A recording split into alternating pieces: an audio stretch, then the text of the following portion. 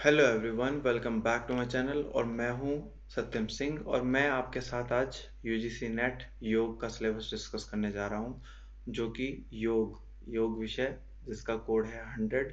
और योग में हमारी 10 यूनिट्स होती हैं। मैं कैंपस के अंदर फैकल्टी भी हूं।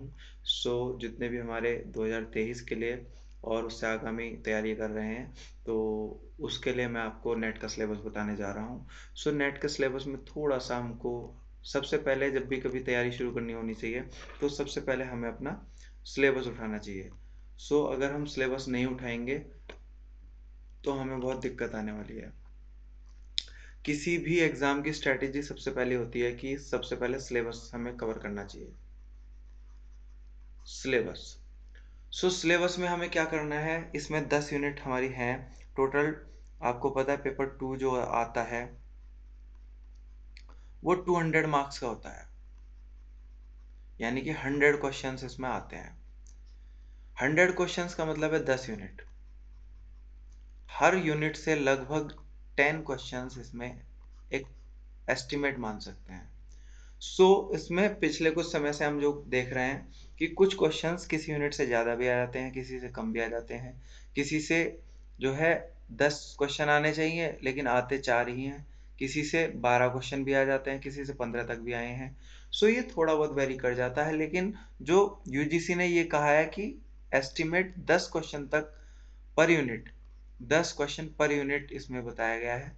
तो इस तरह से आप तैयारी कर सकते हो। और इसमें नो नेगेटिव मार्किंग नहीं है इसमें, तो इसका ये पॉजिटिव फीडबैक है। नेगेटिव मार्किंग नहीं है, यानी कि आप नेगेटिव मार्किंग यानी कोई भी क्वेश्चन आप ऑल क्वेश्चन अटेम्प्ट कर सकते हो, यानी आपको सभी के सभी क्वेश्चन अटेम्प्ट करने चाहिए। अगर आप अटेम्प्ट करते हो सारे के सारे क्वेश्चन, जिसमें से कोई भी आपको नुकसान नहीं उठाना पड़ेगा। तो आइए चलते हैं यूनिट के ऊपर। सबसे पहले फर्स्ट यूनिट के ऊपर आते हैं हम लोग। योग के आधारभूत तत्व हमारी पहली यूनिट है।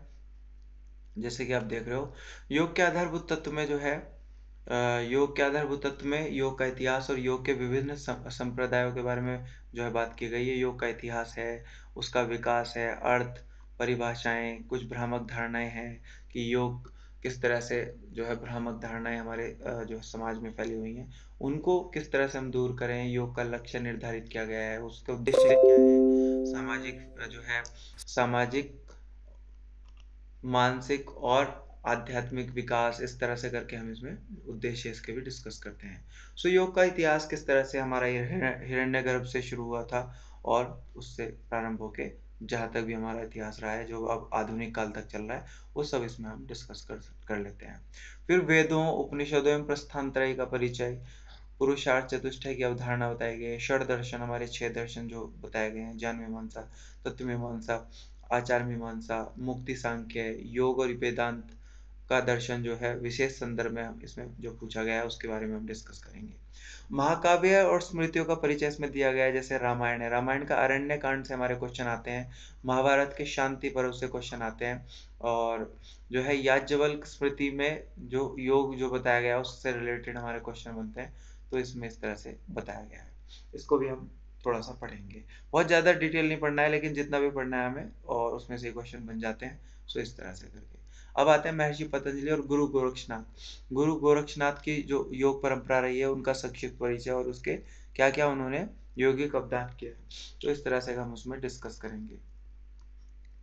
नेक्स्ट है नारद भक्ति सूत्र में योग तथा संत साहित्य में योग, कबीरदास, तुलसीदास और सूरदास। यानी कबीरदास जी ने जो है नारद और नाद जो हमारा संत साहित्य रहा है, संत साहित्य यानी तुलसी जी, कबीर जी, सूरदास जी, इन्होंने योग के विषय में क्या कहा है और इनके जो है क्या वक्तव्य रहे हैं, क्या अध्ययन हम इसमें करते हैं। आधुनिक काल में योग, जो भी आज आधुनिक काल यानी हमारे जो स्वामी विवेकानंद रहे, जो हमारा थोड़े पहले का काल रहा है, श्री अरविंद, महर्षि रमन, महर्षि दयानंद, हमारे महर्षि दयानंद सरस्वती हुए, उनकी योग परंपराएं क्या हैं, ये आधुनिक योग के गुरु माने जाते हैं। तो इनके बारे में इसको हमें पढ़ना होगा।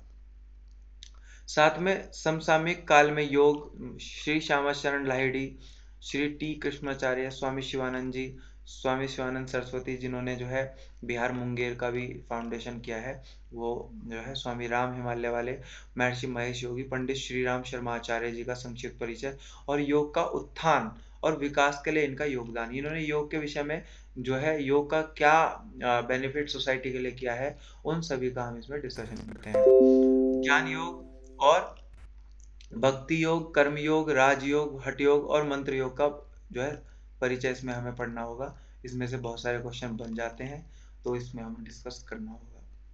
साथ में जैन मत और बौद्ध मत में योग के क्या तत्व हैं, वो इसमें डिस्कस करेंगे हम लोग। सो फर्स्ट यूनिट में कुछ इस तरह से था। सेकेंड यूनिट में चलते हैं। योग के कुछ ग्रंथ, इसमें जैसे प्रमुख उपनिषद हैं, भगवत गीता है, योग वशिष्ठ है। तो इसमें योग के 10 उपनिषद इसमें दिए गए हैं। एक दश उपनिषद में जो है ईशावास्य उपनिषद है, उसमें कर्मनिष्ठा की अवधारणा हम पढ़ेंगे, विद्या और अविद्या की अवधारणा, ब्रह्म का ज्ञान, आत्म भाव। तो ये सब हमारे ईशावास्य उपनिषद में। ईशावास्य उपनिषद छोटा उपनिषद है, जिसमें जो है पहला ही सूत्र जो है हमारा ये बताया गया कि हमें कोई भी वस्तु हमारे लिए नहीं है, जो भी कुछ है वो सब ईश्वर का है, और वही मतलब हम तो केवल इसका प्रयोग करने वाले लोग हैं। यानी कुछ समय के लिए आए हैं इस जीवन में, और उसका कुछ वस्तुओं का जो भोग करेंगे और हम चले जाएंगे। यानी हम नित्य नहीं रहने वाले हैं। तो इस तरह से करके इसमें डिस्कशन हुआ है। और कर्म निष्ठा यानी कर्म करते हुए हम किस तरह से आगे बढ़ें, विद्या और अविद्या क्या होती है, इसके बारे में भी अच्छा खासा इसमें डिस्कशन किया गया है। केन उपनिषद, केन उपनिषद में आत्म और मन की सत्य की अंतरदर्शी अनुभूति, यक्ष के उपाख्यान। तो यक्ष के जो है क्वेश्चन इसमें जो है और प्रश्न उत्तर इसमें दिए गए हैं। इनका उत्तर जो भी है उसमें हम डिस्कस करेंगे। कठोपनिषद, कठोपनिषद में योग की परिभाषा बताई गई, आत्मा का स्वरूप बताया गया, आत्मानुभूति का महत्व बताया गया। प्रश्नोपनिषद है हमारा प्राण और रई। प्राण और रई यानी सृष्टि में जो है उसकी अवधारणा, किस तरह से सृष्टि बनी, कौन इसका उत्पत्ति करता है, और इस तरह से करके कुछ क्वेश्चंस हैं। हम इंसान का जो हमारा मानव है वो किस तरह से इसका जन्म हुआ, सृष्टि कैसे उत्पत्ति, क्या इसका उत्पत्ति हुई, किस तरह से इसका जो है वो सब हमारा डिस्कस किया गया है। पंच प्राण की अवधारणा इसमें बताई गई है। 6 मुख्य प्रश्न इसमें जो है कुछ प्रश्न हैं जो जीवन से संबंधित है, वो सब इसमें पूछे गए हैं। मुंडक उपनिषद, ब्रह्म विद्या हेतु 2 उपागम, पराविद्या और अपराविद्या। बहुत इंपॉर्टेंट पराविद्या और अपराविद्या है, कभी हम डिस्कस करेंगे जब हम आगे पढ़ेंगे। तो ब्रह्म विद्या की महानता इसमें बताई गई है। ब्रह्म विद्या जो कि ईश्वरीय विद्या होती है, उसके बारे में हम इसमें डिस्कस करते हैं कि जो ब्रह्म विद्या है, जो सर्वोच्च विद्या है, उसमें उसकी क्या महानता है, वो किस तरह से हमारे लिए जो है उपयुक्त होती है। स्वार्थयुक्त कर्मों की निरर्थकता बताई गई है। जो भी स्वार्थयुक्त हम अपने कर्म करते हैं जीवन में, वो किस तरह से निरर्थक साबित होते हैं, उसके बारे में इसमें डिस्कशन किया गया है। तप और गुरु भक्ति, तप और गुरु भक्ति के बारे में बताया गया कि जो है आपका तप किस तरह से जीवन को अच्छा बनाने में काम आता है, और जो आपकी गुरु भक्ति है वो किस तरह से आपके जीवन के नैया को पार लगाती है। सृष्टि की उत्पत्ति के बारे में इसमें डिस्कशन किया गया है, और ध्यान का अंतिम लक्ष्य ब्रह्मानुभूति बताया गया है। तो इसमें हम इसमें डिस्कशन करते हैं। मांडूक्य उपनिषद में आता है चेतना की 4 अवस्थाएं हैं, ओमकार, अ, उ, म, इसके जो है इसका संबंध बताया गया है। तो इस तरह से बताया गया है। इतर उपनिषद में जो है आत्मा, ब्रह्मांड और ब्रह्म की अवधारणा बताई गई है। ब्रह्म यानी ईश्वर, ईश्वर की अवधारणा इसमें थोड़ी जो ब्रह्म है हमारा, जो परम शक्ति है, उसके बारे में बताया गया है। तैत्तिरीय उपनिषद में जो है पंचकोश की अवधारणा बताई गई है। पंचकोश हमारे आपको पता है कौन कौन से होते हैं। पंचकोश हमारे कौन कौन से होते हैं, अन्नमय कोश, प्राणमय कोश, मनोमय कोश, और विज्ञानमय कोश, आनंदमय कोश। इस तरह से करके इसमें बताया गया है। इसमें 3 चैप्टर हैं इस उपनिषद में, यानी तैत्तिरीय उपनिषद में। शिक्षावल्ली, जिनको 3 नामों से जाना जाता है, शिक्षावल्ली, आनंदवल्ली, भृगुवल्ली, इनके अंदर डिस्कशन किया गया है, वो अच्छा खासा हम कभी पढ़ेंगे। छांदोग्य उपनिषद जो है ओम, उद्गीत और शांडिल्य विद्या। शांडिल्य विद्या के ऊपर कई बार क्वेश्चन आया है, तो इसके ऊपर जो है हम इसमें पढ़ेंगे। बृहदारण्यक उपनिषद, इसमें जो है बताया गया आत्मा और ज्ञान योग की अवधारणा इसमें बताई गई, आत्मा और परमात्मा की एकात्मता इसमें बताई गई है। तो बृहदारण्यक उपनिषद इसमें हम पढ़ेंगे। अब आते हैं भगवत गीता के ऊपर। भगवत गीता का सामान्य परिचय इसमें दिया गया है। योग की परिभाषाएं बताई गई हैं, इसकी प्रासंगिकता, इसके क्षेत्र, क्योंकि इसमें सारे जो चैप्टर्स हैं हमारे, जितने भी हमारे 18 अध्याय हैं, हमें 18 अध्याय को तो नहीं पढ़ना है, लेकिन जितने भी अध्याय हमें पढ़ने हैं उसमें सब योग का नाम से शुरुआत होती है, यानी सारे चैप्टर्स के नाम जो है योग के नाम से जो है बताए गए हैं। किस तरह से भगवत गीता में योग के बारे में वर्णन किया गया वो सब हम इसमें पढ़ेंगे। स्थित प्रज्ञता, सांख्य योग का अर्थ, कर्म योग, संन्यास योग, कर्म स्वरूप और निष्काम कर्म, संन्यास योग, ध्यान योग, भक्त के प्रकार, भक्ति का स्वरूप, भक्ति योग के साधन, साध्य, त्रिगुण, प्रकृति का स्वरूप इसमें बताया गया, त्रिविध श्रद्धा इसमें बताई गई, योग साधक का आहार क्या होता है, क्या उसको खाना चाहिए, क्या उसको नहीं खाना चाहिए, वो सब इसमें बताया गया। किस तरह से आहार हमारे स्वास्थ्य को प्रभावित करता है वो सब हमें इसमें बताया गया है। किस तरह से हम आहार के बाद हम किस तरह से योग अभ्यास कर सकते हैं वो सब इसमें बताया गया है। देवासुर संपद विभाग योग बताया, देव और असुर के बारे में इसमें बताया गया है कि देवासुर मतलब जो अच्छी और बुरी जो हमारी जो वो है उसके बारे में हमारा बताया गया है। मोक्ष संन्यास योग इसमें डिस्कस किया गया है। अब आते हैं योग वशिष्ठ के बारे में। योग वशिष्ठ के 4 प्रमुख बिंदु बताए गए। आदि और व्याधि की अवधारणा इसमें बताई गई। आदि यानी कि हमारी मानसिक जो प्रॉब्लम्स होती हैं उनको आदि कहा जाता है। व्याधि का मतलब जो शारीरिक जो हमारे कष्ट होते हैं उनको हम जो है व्याधि कहते हैं। मनोदैहिक व्याधियां कुछ बताई गई। मुक्ति के 4 द्वारपाल बताए गए। परमानंद की उच्च अवस्था हम कैसे प्राप्त करें इसके बारे में डिस्कशन किया गया है। योग के विघ्नों के निराकरण हेतु अभ्यास क्या कर सकते हैं, जब भी योग में विघ्न आते हैं तो उसके लिए क्या हम अभ्यास कर सकते हैं। सत्वगुण का विकास, ध्यान के 8 चरण और ज्ञान की सप्त भूमिकाएं, यानी सप्त ज्ञान भूमिकाएं इसमें जो है डिस्कस की गई हैं। आपको पता है 7 भूमिकाएं होती हैं, तो इस तरह से डिस्कशन किया गया। अब आते हैं यूनिट 3 में। यूनिट 3 में कुछ स्पेशल योग उपनिषद दिए गए हैं, जैसे श्वेताश्वतर उपनिषद जिसमें ध्यान योग की विधि और उसका महत्व, ध्यान के लिए उपयुक्त स्थान, प्राणायाम का क्रम और उसकी महत्वता, योग सिद्धि के पूर्व लक्षण, योग सिद्धि का महत्व बताया गया है, और जो है परमेवरम का स्वरूप और उसकी महिमा, भगवत प्राप्ति के उपाय, मोक्ष की प्राप्ति इसमें बताई गई है। इसको कभी हम एक बार डिस्कस करेंगे। योग कुंडलिनी उपनिषद में प्राणायाम सिद्धि के उपाय, प्राणायाम के भेद, ब्रह्म प्राप्ति के उपाय इसमें बताए गए हैं दोस्तों। योग चूड़ामणि उपनिषद है, इसमें भी योग के 6 वर्णों का अंग, उसका फल और उसका ये सब डिस्कस किया गया है। त्रिशिक ब्राह्मणोपनिषद है हमारा एक, उसमें जो है अष्टांग योग की, कर्म योग की और ज्ञान योग का वर्णन दिया गया है। योग तत्वोपनिषद है, मंत्र योग, लय योग, हठ योग, राजयोग और इनकी अवस्थाएं, आहार और दिनचर्या के बारे में बताया गया है। योग सिद्धि के प्रारंभिक लक्षण क्या हैं, जब भी हमें योग की सिद्धि प्राप्त होती है तो उससे पहले पहले हमें क्या लक्षण हमें दिखाई देते हैं वो सब इसमें डिस्कस किए गए हैं। ध्यान बिंदु उपनिषद के बारे में अगर हम बात करें तो ध्यान योग का महत्व बताया गया, प्रणव का स्वरूप, प्रणव ध्यान की विधि बताई गई है, और षडंग योग यानी 6 अंग वाला नादानुसंधान द्वारा आत्मदर्शन बताए गए हैं, तो ये इसमें बताया गया है।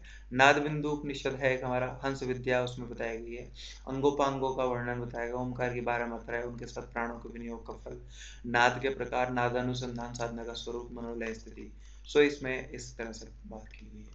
योग राज उपनिषद में मंत्र योग, लय योग, हठ योग, राजयोग और नव चक्र, नव चक्र, अष्टाचक्र नव द्वारा आपने सुना होगा, नव चक्र इसमें डिस्कस किए गए हैं। ये दूसरे 9 चक्र हैं, तो इसमें जो भी चक्र हैं उसमें हम पढ़ेंगे, और उनमें ध्यान की प्रक्रिया किस तरह से है कि हम उसमें किस तरह से ध्यान लगा सकते हैं, उसका क्या फल हमें प्राप्त होने वाला है। अब यूनिट 4 पे चलते हैं। इसमें से काफी क्वेश्चंस आते हैं पतंजलि योग सूत्र में से। इसमें 4 अध्याय हमारे बताए गए हैं, 4 अध्याय इसमें हैं। समाधि, साधन, विभूति, कैवल्य, तो उसमें समाधि में योग का स्वरूप, योग का अर्थ बताया गया है, इसका स्वरूप, चित्त की अवधारणा, चित्त भूमिया, चित्त वृत्तियां, अभ्यास और वैराग्य रूपी संसाधन, चित्त वृत्तियां, निरोध के उपाय। चित्त वृत्ति हमारी आपको कभी डिस्कस करके बताएंगे जब हम पढ़ाएंगे कभी, तो इस तरह से हमें बताया गया। उपाय, प्रत्यय, भव प्रत्यय, ये सब हमारा डिस्कस जो है इसमें करेंगे। साधक पंचक, चित्त विक्षेप, योग अंतराय, एक तत्व अभ्यास, चित्त प्रसादन, समाधि के प्रकार, अध्यात्म प्रसाद, ऋतंभरा प्रज्ञा, जो हमारी प्रख्या बुद्धि होती है, जो स्पेशल बुद्धि होती है उसको ऋतंभरा प्रज्ञा कहते हैं। संप्रजात और असंप्रजात 2 समाधि हमारी इसमें डिस्कस की गई है, यानी सबसे पहले जो है हमारी संप्रजात समाधि हमें प्राप्त होती है, उसके बाद हमें असंप्रजात समाधि की प्राप्ति होती है, और ये परम अवस्था होती है। असंप्रजात समाधि हमें बहुत बाद में जाके हमें, जब हम समाधि के बिल्कुल समाधि में होते हैं तो उसमें जाके ये प्राप्त होती है, इसमें हम कभी डिस्कस करेंगे। सबीज और निर्बीज समाधि, समापत्ति और समाधि के मध्य अंतर, ईश्वर की अवधारणा, ईश्वर के गुण, ईश्वर प्रणिधान की प्रक्रिया इसमें बताई गई है। अब आते हैं साधन पाठ पे। साधन में ये बताया गया है, पहले जो समाधि है उसमें तो योग का अर्थ और योग क्या है इसमें तो ये बताया गया है। साथ में लक्ष्य निर्धारित करने की भी बात की इसमें की गई है कि हमारा योग का लक्ष्य क्या है, परम लक्ष्य क्या है। इसमें साधन बताए गए हैं कि उन लक्ष्यों को हम किस तरह से प्राप्त कर सकते हैं। पतंजलि का क्रिया योग यानी क्रिया योग के द्वारा क्लेश के सिद्धांत, कर्माशय और कर्म विभाग। कर्माशय मतलब जो हमने कर्म किया उसके बाद हमें क्या प्राप्त होती है, ये सब इसमें दुख का स्वरूप बताया गया है। चतुर्विवाद की अवधारणा बताई गई है। दृश्य निरूपण बताया गया, दृष्टा निरूपण बताया गया। प्रकृति और पुरुष की जो संयोग है उसके बाद में हमें क्या दिक्कत आती है, प्रकृति और पुरुष के बारे में अच्छे से वर्णन किया गया है। इसमें अष्टांग योग महर्षि पतंजलि जी ने दिया है। यम नियम आसन प्राणायाम प्रत्याहार धारणा ध्यान समाधि, इसके बारे में बहुत ही मुख्य तरीके अच्छे से डिस्कशन किया गया है। ये भी हमारे क्वेश्चन बहुत सारे बन जाते हैं। आसन प्राणायाम प्रत्याहार और उनकी सिद्धियां इसमें डिस्कस की गई हैं। अब आते हैं विभूतियां। जब भी हम इन साधनों का प्रयोग करते हैं तो हमें कुछ विभूतियों की प्राप्ति होती है, तो उसमें हम जो है डिस्कस करेंगे कि धारणा ध्यान समाधि, यानी इसको हम एकत्रित करके हम एक साथ जो है संयम बोलते हैं। जब हमारा इसको हम अंतरंग साधन भी बोलते हैं, यानी अंतरंग जो यानी बहिरंग और अंतरंग, यानी यम से लेके यम नियम आसन प्राणायाम प्रत्याहार ये हमारे बहिरंग साधन है, और ये हमारे अंतरंग यानी इनकी एकता अगर हो जाए तो हमें संयम की प्राप्ति होती है। और इसका स्वरूप क्या है, चित्त की अवधारणा बताई गई है, चित्त संस्कार की अवधारणा, परिणाम त्रय और विभूति। इस तरह से हमें जो हमारी विभूतियां हमें किस तरह से हमें प्राप्त होती हैं और हमें क्या प्राप्त होता है इसमें बताया गया है। कैवल्यपाद की अगर हम बात करें तो सिद्धि के 5 लक्षण, निर्माण चित्त की अवधारणा, समाधि जनित सिद्धि का जो है महत्व बताया गया है। कर्म के 4 प्रकार, वासना की अवधारणा, धर्म में एक समाधि, उसका फल, विवेक ख्याति निरूपण, कैवल्य निर्वचन, ये सब हमें बताया गया है। 5वीं यूनिट में आते हैं दोस्तों, हठ योग के ग्रंथ हैं इसमें कुछ। हठ योग के ग्रंथ हैं आप जो पढ़ेंगे हठ योग का, जैसे घेरण संहिता है, हठ प्रदीपिका है, ये सारे हम इसमें पढ़ने वाले हैं। तो आप जैसे कि देख रहे हैं योग बीज है, गोरख संहिता है, शिव संहिता है, वशिष्ठ संहिता है, सिद्ध सिद्धांत पद्धति है, ये हमारे प्रमुख ग्रंथ हैं। हठ प्रदीपिका, घेरण संहिता, हठ रत्नावली, इस सारे के सारे हम इसमें डिस्कशन करेंगे।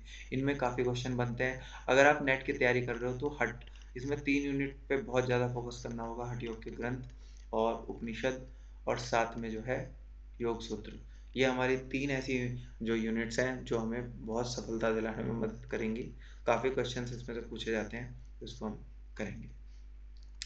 10 नियम हठ योग में बाधक और साधक तत्व की डिस्कशन किया गया है। घट की अवधारणा आपने पढ़ी होगी, घेरण संहिता में हम पढ़ते हैं इसको। घट शुद्धि कैसे होती है, यानी इस शरीर की शुद्धि हम किस तरह से करते हैं, योग के द्वारा करते हैं। हठ योग में शोधन क्रियाओं की अवधारणा, महत्व, स्वास्थ्य का और रोग में मतलब कि इन शोधन क्रियाओं का महत्व क्या है। मठ की अवधारणा, मिताहार, मिताहार मतलब कम खाना, कितना खाना है, वो सब इसमें डिस्कस किया गया है। हठ योग के साधक, हठ योग के साधकों द्वारा पालन किए जाने वाले नियम और विनियम बताए गए हैं। हठ योग के ग्रंथों में आसन बताए गए, योगासन की परिभाषाएं, और जो भी हमारे आसन है, हठ प्रदीपिका में कितने आसन है, हठ रत्नावली में कितने हैं, शिव संहिता में कितने, वशिष्ठ संहिता में कितने, ये सब हमें डिस्कस करके बताया गया, उसके लाभ सावधानियां हमें बताई गई हैं। हठ योग ग्रंथ में प्राणायाम के बारे में डिस्कशन किया गया कि कौन कौन से जो उपनिषद में कौन कौन से ग्रंथ में कितने प्राणायाम है और उसकी क्या अवस्थाएं हैं, क्या उससे पहले करना चाहिए, क्या उसके बाद करना चाहिए, हठ प्रदीपिका में कितने, घेरण संहिता में कितने, शिव संहिता में कितने, और इस तरह से करके इसमें वर्णन किया गया, उसकी लाभ सावधानियां क्या है। बंद मुद्रा का अब जो है इसमें वर्णन किया गया है। बंद मुद्रा हमारी उसकी अवधारणा क्या है, हठ प्रदीपिका में कितनी मुद्राएं हैं, कितने जो बंद बताए गए हैं, मुद्राएं बताई गई हैं, हठ रत्नावली में कितनी बताई गई हैं, ये सब हमारा शिव संहिता में कितनी वर्णित बंद और मुद्राएं हैं, उसके लाभ और सावधानियां क्या है, निषेधात्मक निर्देश बताए गए हैं। तो साथ में इस तरह से करके ये सब बताए गए हैं। अब घेरण संहिता में प्रत्याहार और ध्यान की अवधारणा, परिभाषा, लाभ, हानियां, नाद, नादानुसंधान और इसकी 4 अवस्थाएं, हठ योग राजयोग में संबंध, हठ योग के उद्देश्य, हठ योग की समसामयिक उपादेयता, कि आज के समय में हमारी जो हठ योग है वो कितना महत्वपूर्ण है, वो सब हमारा बताया गया है। अब आते हैं संबंध विज्ञान से, अप्लाइड साइंस में। इसमें सामान्य मनोविज्ञान है, मानव शरीर रचना और उसका परिचय और आहार पोषण। इसमें 3 यूनिट हमारी आती है, साइकोलॉजी, एनाटॉमी और डाइट एंड न्यूट्रिशन। सो सामान्य मनोविज्ञान में निद्रा के बारे में बताया गया है, इसकी अवस्थाएं बताई गई हैं, निद्रा विकार बताया गया है। व्यवहार के विज्ञान के रूप में मनोविज्ञान और व्यवहार की परिभाषा। एक क्वेश्चन इसमें फिक्स आता है, उसमें जो है कार्ल जूंग और जो हमारा एक क्वेश्चन हमारा बनता है, उसको हम कभी डिस्कस करेंगे। संवेदन हमारा यानी जो संवेदना होती है हमारी, वो सब किस तरह से, प्रत्यक्षण, अवधान, स्मृति, अधिगम की परिभाषाएं, मानसिक द्वंद्व क्या होते हैं, कुंठा के कारण क्या होते हैं, ये सब इसमें बताया गया। तनाव और चिंता क्या होती है, कैसे हमारा मस्तिष्क इसमें रिएक्ट करता है, ये सब हमारा डिस्कशन किया। अब एनाटॉमी पे आते हैं। इसमें सेल के बारे में बताया गया है, सेल वॉल, सेल और जो है टिश्यूज के बारे में थोड़ा डिस्कशन है इसमें।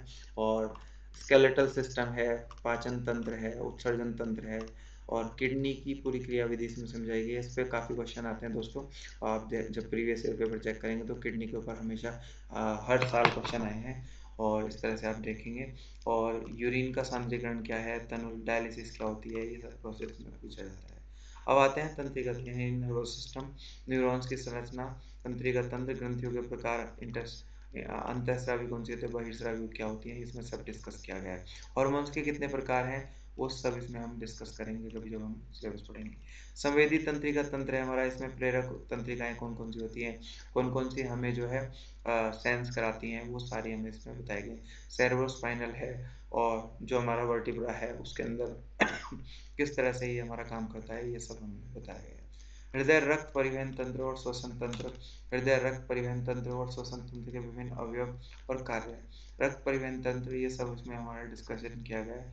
श्वसन तंत्र के बारे में इसमें डिस्कशन है, श्वसन क्रिया क्या है, गैसों का आदान प्रदान कैसे होता है, ऑक्सीजन की न्यूनता क्या होती है, फेफड़ों में जो है किस तरह से जो आर्टिफिशियल श्वसन क्या होता है हमारा, ये सब हमारा डिस्कशन है। रोग प्रतिरक्षा यानी हमारा इम्यूनिटी सिस्टम जो है उसमें किस तरह से ये काम करता है, क्या उसके पार्ट्स होते हैं, वो सब बताइए। रिप्रोडक्शन सिस्टम में भी स्त्री और पुरुष जनांगांग की संरचना के बारे में बात की गई है। तो ये हमारा एनाटॉमी है। आहार पोषण के बारे में बात करें तो आहार की मूलभूत अवधारणाएं, जो हमारे उसके घटक हैं, पोषण की समझ, पोषण की आवश्यकता के संबंध में जो भी हमारे जो उसके मेन घटक हैं, आहार के घटक हैं, उनका वर्गीकरण बताया गया। मुख्यतः जो भी हमारे 6 तत्व हैं उनके अंदर जो भी पोषक तत्व हैं हमारे, विटामिन हैं, प्रोटीन, वसा, कार्बोहाइड्रेट, इनके बारे में हमारा काफ़ी अच्छा खासा डिस्कशन हुआ है। अब आते हैं खनिज लवण, मिनरल्स, पानी का महत्व, एंटीऑक्सीडेंट और उसकी भूमिका, वसा में घुलनशील, आपको पता है वसा में घुलनशील होते हैं कुछ चीज़ें और कुछ होते हैं पानी में घुलनशील। तो इस तरह से उसमें डिस्कशन हुआ है। ADEK BC उस करके जो है हमारे होते हैं। आहार की यौगिक अवधारणा क्या है, मतलब आहार यौगिक योग करते हुए किस तरह से हमें जो है मदद करता है, हमारी जीवन शैली में कैसे मदद करता है, तो इस तरह से बताया गया। कुछ अनाज हैं उनके बारे में एक क्वेश्चन आ जाता है कि कौन किससे ज़्यादा जो है विटामिन किस में ज़्यादा है, किस में कम है, और जो भी हमारे तिलहन है या दालें हैं उनमें किस में ज़्यादा प्रोटीन होता है, या 100 ग्राम दाल में कितना प्रोटीन होता है, इस तरह के टाइप के क्वेश्चन हमारे इसमें आ जाते हैं। ऑयल क्या है, और ये सब अंकुरित अनाज में ये सब आ जाते हैं।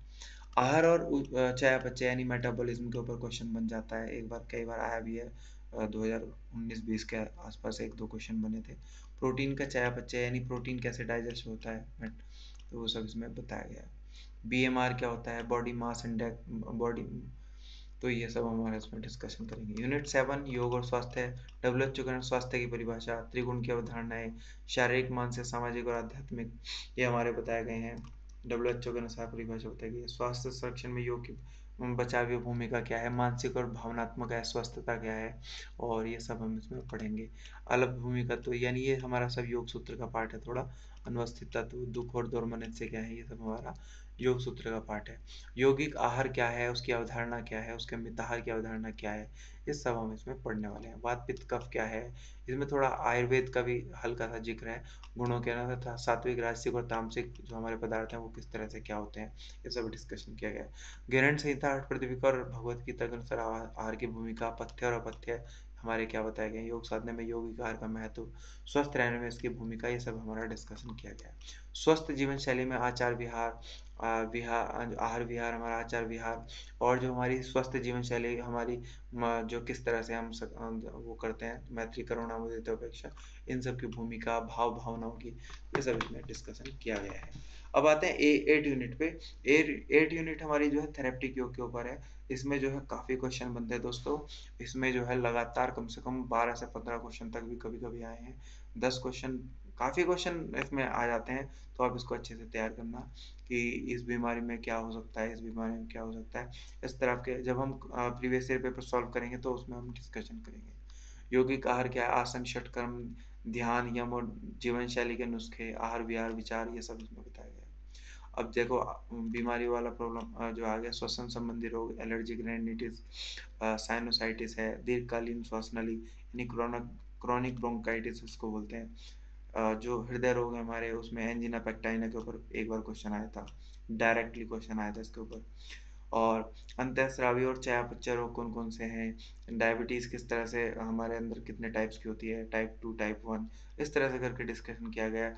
और जो हमारी चुल्ली का ग्रंथि होती है, यानी जो हमारी थायराइड ग्लैंड होती है, तो वो किस तरह से एक्टिव होने के बाद क्या करती है, हाइपो और हाइपोथायरॉयडिज्म, ये सब आपने देखा होगा। हाइपर और हाइपोथायरॉयडिज्म के बारे में, मोटापा, ये सब इंटरकनेक्टेड हैं। इस जो है इसमें डिस्कशन किया गया। ऑब्स्टेट्रिक और गायनोकोलॉजी के रोग, मासिक धर्म विकार, ये सब इसमें पूछे जाते हैं। एक बार क्वेश्चन आया था हमारा महिलाओं के ऊपर, और कि जो है मेनोपॉज से संबंधित एक क्वेश्चन आया था। तो इस तरह के टाइप के क्वेश्चन आते हैं। जठर जो हमारा जठर शोथ है, तीक्ष्ण और दीर्घकालिक अजीर्ण, पेप्टिक अल्सर है, कब्ज, अतिसार, ये सब इसमें इसके जो है डिस्कशन किया गया है। मांसपेशी है, कंकालिया विकार, पीठ दर्द, intervertebral disc prolapse, lumbar spondylitis, ये सब इसमें बताया गया। स्नायु विकार है, माइग्रेन, स्नायु सिर दर्द, ये सब स्नायु विकार हैं। मानसिक विकार हैं, स्नायु तंत्र आधारित, इनके ऊपर भी काफी क्वेश्चन आते हैं दोस्तों। जब आप प्रीवियस ईयर पेपर देखेंगे तो आपको सब पता चल जाएगा। अवसाद के ऊपर क्वेश्चन आए हैं। इकाई 9 पे आते हैं हम लोग, योग के अनुप्रयोग क्या है। योग के अनुप्रयोग का मतलब मतलब इसके वैज्ञानिक और आध्यात्मिक पक्ष क्या है, गीता किस तरह से हमारे लिए मददगार साबित होती है, योग सूत्र किस लिए हमारे मददगार है, योग विशिष्ट हमारे जीवन में क्या फायदा देता है, ये सब इसमें बताया गया है। भक्ति योग, ज्ञान योग, कर्म योग, मंत्र योग, अष्टांग योग, हठ योग, ये हमारे मानव चेतना का कैसे विकास करते हैं और उसकी क्या क्या विधियां हैं, वो सब इसमें डिस्कस की गई। शिक्षा में योग क्या है, शिक्षक, विद्यार्थी और शिक्षण, मूल्य आधारित शिक्षा, इसके ऊपर भी काफी क्वेश्चन आ जाते हैं।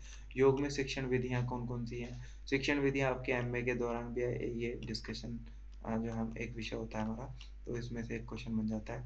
उत्तम पाठ योजना के आवश्यक तत्व कौन कौन से हैं, जैसे आवश्यकताएं, उसकी योजनाएं, शोधन कैसे कराना चाहिए, क्रियाएं कैसे करनी, आसन, मुद्रा, प्राणायाम, ये सब कैसे कराना चाहिए, इसमें पढ़ते हैं हम लोग। पाठ योजना के जो नमूने हैं, जैसे वस्तु की योजना, कैवल्य, ये सब इसमें कुछ विधियां बताई गई हैं। जो कैवल्य धाम हमारा लोनावाला, उसमें जो है क्या क्या जो है उनकी विधियां हैं, वो सब हम इसमें पढ़ते हैं। आदर्श योग कक्षा की मूल्यांकन विधियां, इसमें हम पढ़ते हैं कि आदर्श योग कक्षा की क्या क्या जो है महत्वपूर्ण विधियां होती हैं। अभ्यास, जो प्रदर्शन और अभ्यास है वो विद्यार्थियों के लिए कितना आवश्यक होता है, ये सब इसमें डिस्कशन किया गया है। योग कक्षा किस तरह से होती है, उसका क्या आयोजन होता है, ये सब इसमें डिस्कस, कैसे हम योग कक्षा को बिठाते हैं, सर्कुलर में बिठाते हैं कि जो है कॉलम में बिठाते हैं, या जो एक पंक्ति में बिठाते हैं, ये सब इसमें डिस्कशन किया गया है। अध्यापक के प्रति विद्यार्थी का दृष्टिकोण, प्रणिपात, ये सब बहुत इंपॉर्टेंट है, तो इसके ऊपर भी क्वेश्चन बन जाते हैं। अब आते हैं दोस्तों 10वीं यूनिट के ऊपर, जो है क्रियात्मक योग। क्रियात्मक योग नहीं, प्रैक्टिकल योग, यौगिक अभ्यास के बारे में, षटकर्म, आसन, प्राणायाम, मुद्रा बंध, ध्यान, सूर्य नमस्कार, इसकी विधियां, इस पे काफी क्वेश्चन दोस्तों आते हैं। षटकर्म, वमन धोती, वस्त्र धोती, दंड धोती, किस तरह से गैरंट संहिता में क्या वर्णन किया गया है, इस सब इसके अंदर हम पढ़ते हैं। नेति है, कपालभाति है, वातक्रम, व्युत्क्रम, शीतक्रम, अग्निसार क्रिया है, नौली यानी षटकर्म, यानी 6 कर्म जो हमारे हैं सारे के सारे, उनमें अच्छे से डिटेल डिस्क्राइब किए गए हैं। सूर्य नमस्कार जो है हमारी जो परंपरा रही है, उसके आधार पे सूर्य नमस्कार की जो क्या परंपरा, मतलब क्या उसके मंत्र हैं, क्या उसका, मंत्रों के ऊपर कई बार क्वेश्चन आया कि इन मंत्रों को सीक्वेंस में लगाइए। जब हम प्रीवियस ईयर के पेपर डिस्कस करेंगे तब हम इसमें डिस्कस कर लेंगे। आसन के बारे में बात करें तो खड़े होकर करने वाले आसन है, बैठकर किए जाने वाले आसन है, पेट के बल किए जाने वाले आसन है, पीठ के दर्द और पीठ के बल लेट कर किए जाने वाले आसन है, संतुलन वाले आसन है जो हमारे बैलेंसिंग पोस्चर्स है। प्राणायाम के बारे में क्या क्या है, शीतली, शीतकारी, हमारे जो हमारी हठ पृथ्वी है उसमें अष्टकुंभक के नाम से इसको जाना गया है प्राणायाम को, और 4 प्रकार के प्राणायाम होते हैं, आपको पता है, तो ये सब हम इसमें डिस्कस करते हैं। ध्यानस्थ होने के योगिक अभ्यास कौन कौन से हैं, कुछ नई हमारी जो टेक्निक, जो कुछ योग की हमारी क्रियाएं हैं, वो सब इसमें डिस्कस की गई हैं। जैसे प्रणव और सोहम जप, योग निद्रा मैं किसी दिन अलग से लेक्चर लूंगा। अंतर्मौन, अजबा जप, श्वसन आधारित होने के, तो ये सब इसमें डिस्कशन किया गया। प्रेक्षा ध्यान के बारे में इसमें इंपॉर्टेंट बताया गया। बंद और मुद्राएं, मूल बंद, उद्यान बंद, त्रिबंध के साथ हमारा भावबंध लगता है, तो 4 प्रकार के बंद होते हैं हमारे। 3 बंद, और इसका जो तीनों बंद जब एक साथ लगते हैं तो उसमें महाबंध हमारा जब लगता है। योग मुद्रा क्या होती है, महामुद्रा क्या होती है, षणमुखी मुद्रा, तड़ागी मुद्रा, विपरीत करणी मुद्रा इसमें डिस्कस की गई है। जैसे धीरेन्द्र ब्रह्मचारी जी के तहत जो है कुछ योगी अभ्यास हैं, जो एस व्यासा आपने संस्थान है हमारा बेंगलुरु के अंदर, उसके अनुसार हम इसमें पढ़ते हैं। सूक्ष्म व्यायाम है कुछ, तो इसमें हम पढ़ेंगे। भावातीत ध्यान है महर्षि महेश योगी जी का, योग निद्रा है, सविता ध्यान है, तो ये सब देव संस्कृति विश्वविद्यालय का जो सविता ध्यान है उसमें हम डिस्कशन करते हैं। सो दोस्तों ये हमारी 10 यूनिट्स हैं, और 10 यूनिट में जो है हमारा बहुत मेहनत होती है। 3 से 4 यूनिट तो आपको बहुत ज़्यादा फोकस करनी है, मैंने आपको बताई दी है, तो ये काफ़ी महत्व रखती हैं आपकी जेआरएफ निकालने में। सो मैं आपको बहुत इंपॉर्टेंट बात बताना चाहता हूँ कि अगर आप इसमें कम से कम आपको 70 से 80 क्वेश्चन आपको करने चाहिए। यानी अगर आप 70 से 80 क्वेश्चन इसमें आप कर लेते हैं तो आपका जेआरएफ हो जाता है। अगर आप जेआरएफ निकालना चाहते हैं तो आपको कम से कम 110 से लेके 120 क्वेश्चन तक करने चाहिए। अगर आप इतने क्वेश्चन कर लेते हैं तो आप सेफ जोन में रहते हैं, और अगर आप इतने क्वेश्चन नहीं कर पाते हैं तो ये बहुत मुश्किल होने वाला है। अगर मैं स्ट्रैटेजी की बात करूं, सबसे पहले पेपर 1 में आपके पास 50 क्वेश्चन होते हैं, पेपर 2 में आपके पास 100 क्वेश्चन होते हैं। तो पेपर 1 में कम से कम आपको 35 से 40 क्वेश्चन आपको करने चाहिए, और इस वाले में कम से कम आपको 70 से 80 क्वेश्चन आपको करने चाहिए, तब जाके आपका जेआरएफ हो जाएगा। और जेआरएफ क्या होता है इसके बारे में कभी हम डिस्कस करेंगे। जेआरएफ दोस्तों गवर्नमेंट की तरफ से जूनियर रिसर्च फेलोशिप कहलाती है, जिसमें आपको गवर्नमेंट स्कॉलरशिप देती है। स्कॉलरशिप के लिए आप जो है एलिजिबल हो जाते हैं, और साथ में असिस्टेंट प्रोफेसर की भी आपकी एलिजिबिलिटी बन जाती है। यानी आप पीएचडी में एनरोल कर लेते हैं और साथ में आपको गवर्नमेंट स्कॉलरशिप भी देती है। इसके बारे में डिटेल डिस्कशन आपको करेंगे, तो क्या इसका महत्व है, क्या है, क्यों ज़रूरी है। तो जेआरएफ के बारे में आपने अक्सर सुना है, तो आपको जेआरएफ पाने के लिए इस तरह से स्ट्रैटेजी अपनानी होगी। डेली आपको 1 यूनिट करनी चाहिए, और जो इसका कंटेंट और मटेरियल है वो मैं कभी फिर किसी वीडियो में डिस्कस करूंगा। आज इतना ही डिस्कस करेंगे, ये सिलेबस कितना महत्वपूर्ण है। तो 10 की 10 यूनिट किस तरह से हमारे लिए ज़रूरी होती हैं, आप इसको एक बार रिवीजन करें। जब भी आप अपनी तैयारी शुरू करें तो आपको 10 की 10 यूनिट को अच्छे से रटना है, पूरा एकदम तैयार कर लेना है, सिलेबस को बाइबल की तरह पढ़ना है। तो ये हमारे लिए बहुत महत्वपूर्ण है। अगर आप दोस्तों कभी भी तैयारी करें तो आपको सिलेबस सबसे पहले याद होना चाहिए, आपके टेबल पे सबसे पहले सिलेबस होना चाहिए। आगे भी हम अच्छे अच्छे वीडियो डिस्कस करेंगे। मिलते हैं किसी अच्छी सी वीडियो में, तब तक के लिए अपना ध्यान रखिएगा। नमस्कार, जय हिंद।